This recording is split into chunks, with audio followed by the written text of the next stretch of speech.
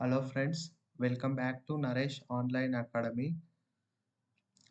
In this video, we are going to discuss top 10 previous year questions in income tax. Let's get into the video. So first question, Income Tax Act 1961 came into force with effective from option A 1st April 1962, option B 31st March 1961, option C 1st April 1961, option D none of the options.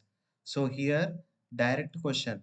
So correct answer for this question is 1st April 1962.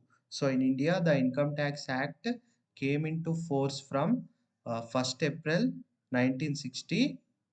So this is factual based question. If you remember that fact, you can easily answer the question. So otherwise it will become the difficult. So please remember the date. So 1st April 1962 is the correct answer for this question. Now come to the second question. Income tax is charged in option A financial year, option B assessment year, option C previous year, option D accounting year. See here, income tax is charged in financial year. Financial year means here 1st April to 31st March. So assessment year means, so assessment year is nothing but in which year the tax is decided. In which year we have to pay the tax. That year is called as assessment year. So now here the correct answer is option B.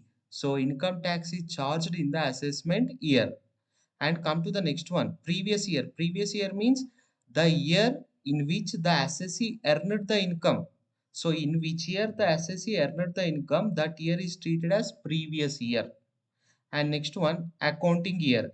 Accounting year is nothing but business concern or a company for accounting purpose. Whatever the year they are following, that year is treated as accounting year.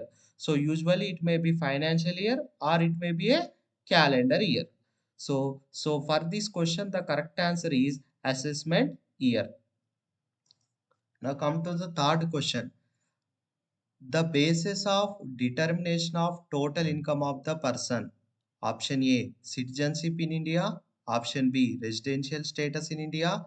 Option C both A and B. Option D none of the options.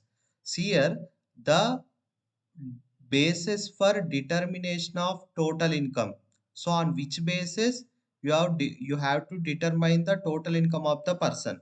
So here the correct answer is residential status. In India, based on the residential status of the person, we will decide the total income, not on the citizenship.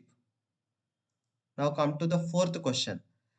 The income is chargeable under the head of the salary under dash of the Income Tax Act 1961.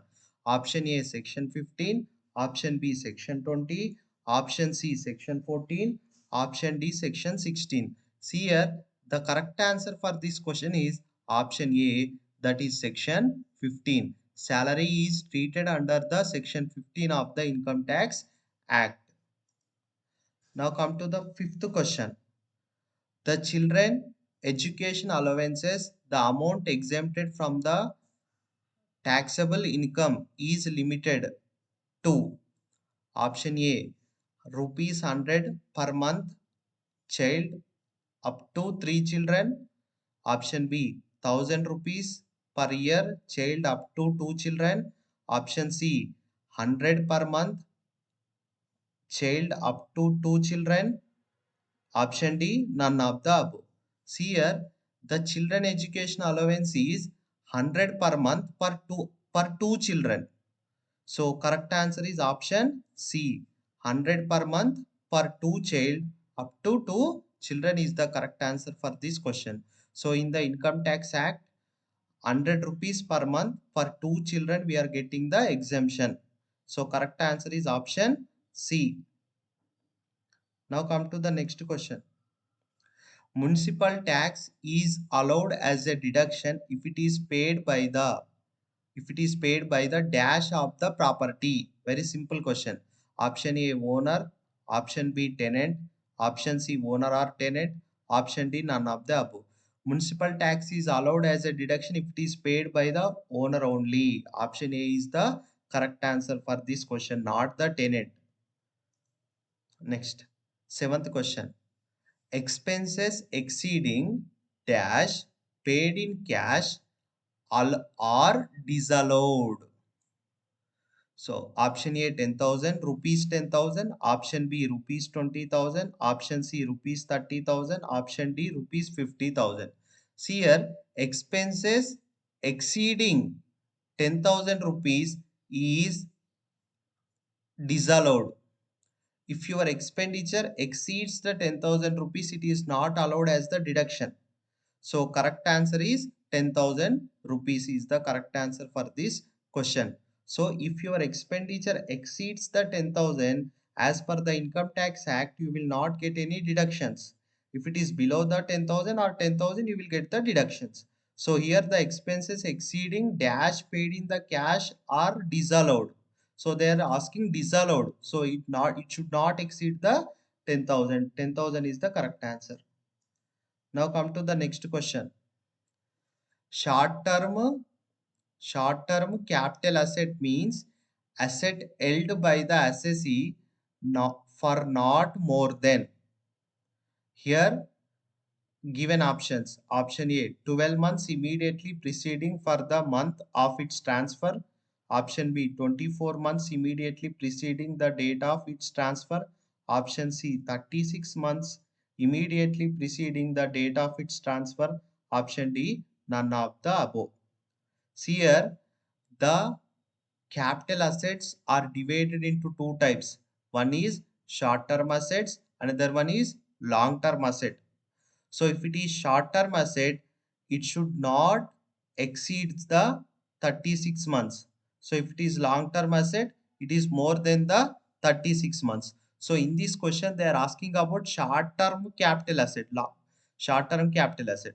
So therefore, the correct answer is option C, 36 months immediately preceding the date of its transfer.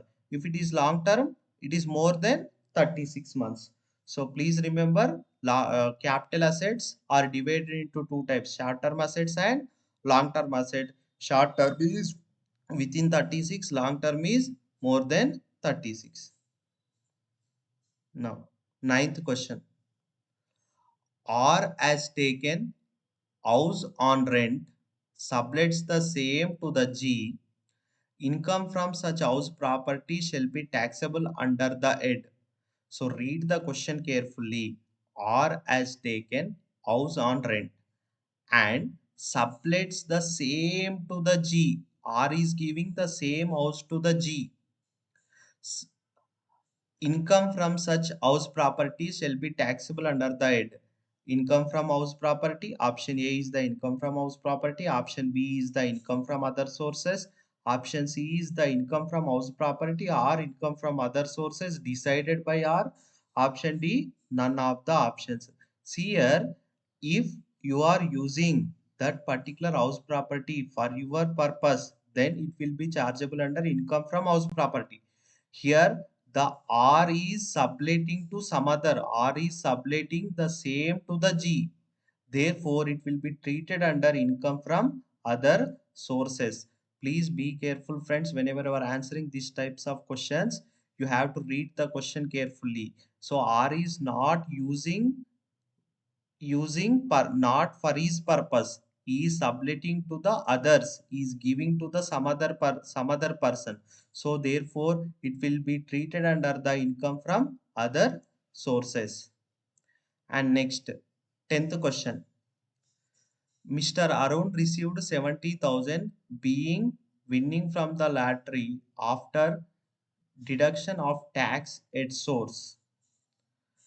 Is gross winning from the lottery to be included in the total income is dash. See here, option A 1 lakh, option B 70,000, option C 30,000, option D is the nil.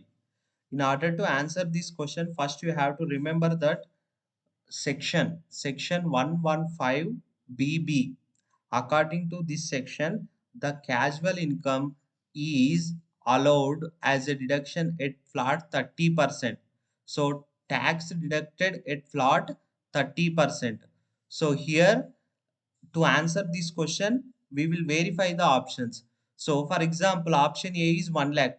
On 1 lakh, if you take the 30%, it is 30,000. So 1 lakh minus 30,000, it is 70,000 only. So therefore, here the correct answer is option A is the correct answer. So in the question, being 70,000 being winning from the lottery after deducting the tax. So after deducting the tax is how much? 70,000. So before deducting the tax, the gross total income is how much? 1 lakh. So the condition is it is 30% discount, 30% deduction, 30% deduction. So therefore, here on the 1 lakhs, the 30% comes to the 30,000. Then the left out amount is 70,000. According to question, the correct answer is option A is the correct answer for this question. Thank you friends. If you really like this video, like the video, share the video to your friends and subscribe to our channel. Thank you.